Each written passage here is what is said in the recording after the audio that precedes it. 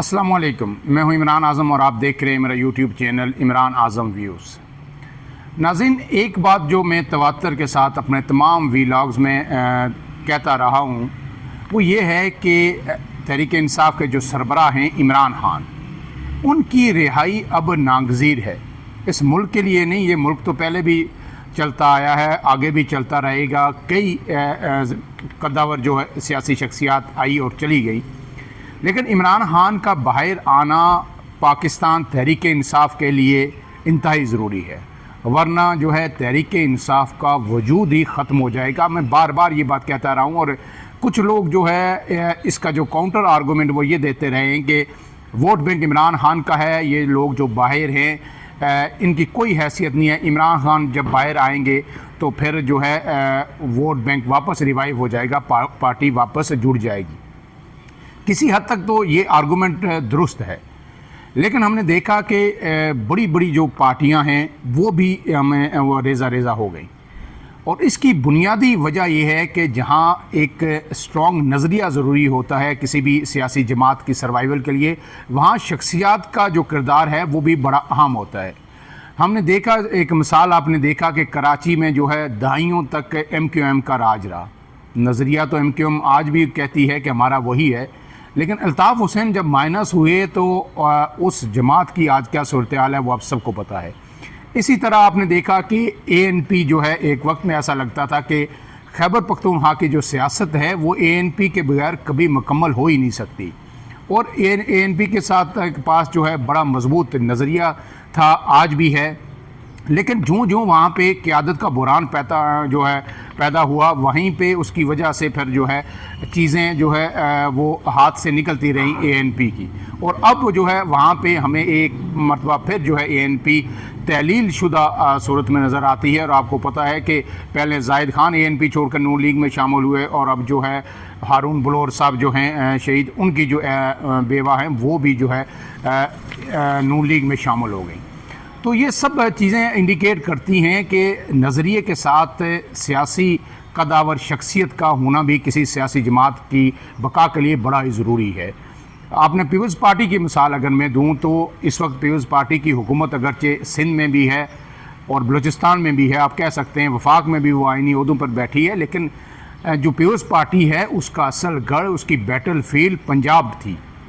भुट्टो साहब ने हमेशा जो है पंजाब में पीपल्स पार्टी को मजबूत किया। बीबी के दौर में अगरचे नवाज़ शरीफ साहब को आपको पता है कि लाया गया था सिर्फ पीपल्स पार्टी को क्रश करने के लिए, और वो उसमें जो इस्टेब्लिशमेंट और कामयाब भी हुए नवाज़ शरीफ साहब। लेकिन उसके बावजूद जब भी पाकिस्तान पीपल्स पार्टी मुख्तर वक्त के लिए इक़्तिदार में आई तो पंजाब में एक बड़ा शेयर उसको मिला, ख़ास करके जनूबी पंजाब से सीटें मिलती थी, भी सेंट्रल पंजाब से किसी न किसी हलके से जो है सीटें लेती थी पीपल्स पार्टी, पुठवार रीजन से सीटें लेती थी। लेकिन जब से पीपल्स पार्टी पंजाब में कमज़ोर हुई है तो अब सिर्फ सिंध तक जो है इस वक्त महदूद है। और बलूचिस्तान की हुकूमत का तो आपको पता है कि हर दफ़ा किसी ना किसी को तोहफे के तौर पर दी जाती है कि जनाब इस दफ़ा आप खुश हो जाएं, अगली दफ़ा किसी दूसरे को दे देंगे। वो इस्टेब्लिशमेंट ही वहाँ पे हुकूमत बनाती है, वहाँ पे गिराती है, वहाँ पे सियासी जमातों का आप कहें कोई अमल दखल है, ऐसा नहीं है। तो ये सारी आपके साथ तमहीद बांधने का मकसद ये है कि तहरीक इंसाफ के अंदर इस वक्त जो शिकस्त और रेख्त का अमल जारी है, अगर ये मज़ीद जारी रहा तो कल जब इमरान खान अगर बाहर आए भी तो शायद उनको बिल्कुल काफ लीग की तरह छोटी सी पार्टी उनको मिले। आपको पता है एक वक्त में जब इस्टेब्लिशमेंट की छतर छाया थी तो काफ लीग ऐसे लगता था मुशर्रफ दौर में कि मुल्क की सबसे बड़ी जमात जो है बन गई है। लेकिन जब वो साया ख़त्म हुआ तो फिर आज काफ लीग का कई नाम और निशान भी नहीं है। मेरे ख्याल में 2 से 3 नशिस्तें हैं, वो भी इस्टेब्लिशमेंट की देन है, उनकी मरून मिन्नत है। तो अगर इमरान खान को ये पार्टी बचानी है तो इमरान खान को बाहर आना होगा। अब इसकी मिसाल ये देख लीजिए कि गंडापुर साहब यहाँ से चले, लाहौर पहुँचे, और अहम बात यह है कि लाहौर में आप पड़ाव डाल रहे हैं और वहाँ के जो सदर हैं उन्हें पता तक नहीं, वो किसी इवेंट में शरीक नहीं हुए। जो पंजाब के PTI के सदर हैं इम्तियाज़ शेख साहब, और वहाँ की चीफ़ ऑर्गेनाइज़र जो आलिया हमज़ा हैं, वो हर चीज़ से लाताल्लुक़ रहती हैं। और फिर गंडापुर साहब यहाँ से चले और जाके लाहौर पहुँचे, और लाहौर जाके ऐलान क्या किया कि हम इस्टेब्लिशमेंट से मुज़ाकरात के लिए तैयार हैं। और जो 5 अगस्त का एक मोमेंटम बन रहा था जो ये कहा जा रहा था कि इमरान खान के बेटे आ रहे हैं, एक मोमेंटम, एक हाइप, लोगों को उम्मीद कुछ मिली थी, उसको भी उस पे जो है जिसको कहते हैं खुद का हमला आप कहें तो बेजाना होगा वो किया, या आप जो है इन्हें कहें कि गंडापुर जो है इस वक्त तहरीक इंसाफ के लिए पोरस के हाथी साबित हुए हैं। उन्होंने 90 रोज़ का टाइम दे के उस गुब्बारे में से भी हवा निकाल दी। अब ये 90 दिन का टाइम जो है, मैंने पहले भी आपको बताया कि जनरल ज़ियाउल हक ने जब मार्शल लगाया था, भुट्टो साहब की हुकूमत ख़त्म की थी, तो कहा था कि 90 दिन के अंदर इलेक्शन करके साफ शफाफ इलेक्शन होंगे और पुरअमन इक़्तिदार जो हकीकी नुमाइंदे अवाम के होंगे उन्हें मुंतकिल हो जाएगा। और फिर आपको पता है कि उनके मरते दम तक फिर वो इक़्तिदार के साथ ही चिमटे रहे और 11 साल तक ये उनका टेन्योर जो है मुहित रहा। अब जो है इस सब के बाद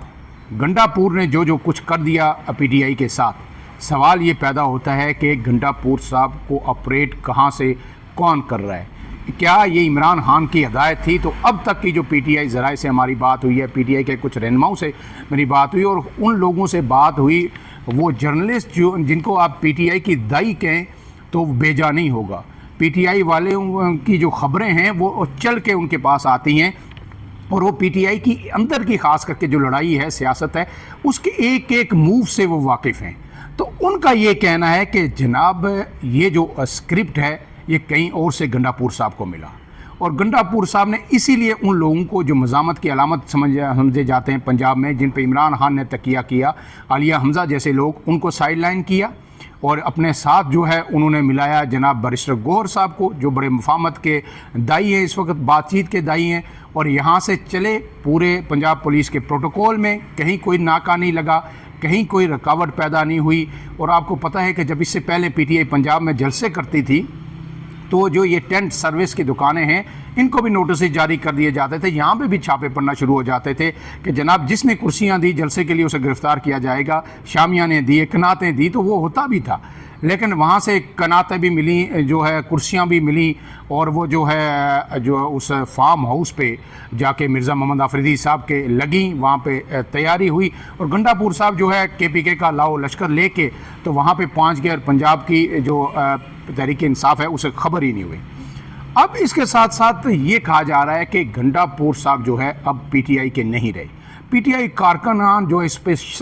जो शदीद रद्द-ए-अमल का इज़हार कर रहे हैं और वहाँ भी उनसे सवालात किए गए कि जनाब आप D चौक में भी कारकुनान को मरता छोड़ के भाग गए थे, अब आप एक दफ़ा फिर यहाँ से भाग रहे हैं। और PTI का जो बयानिया बन रहा था मज़ामत का, 5 अगस्त का जो बयानिया बन रहा था, उस पर जो है आपको तहस नहस आपने उसको कर दिया एक तकरीर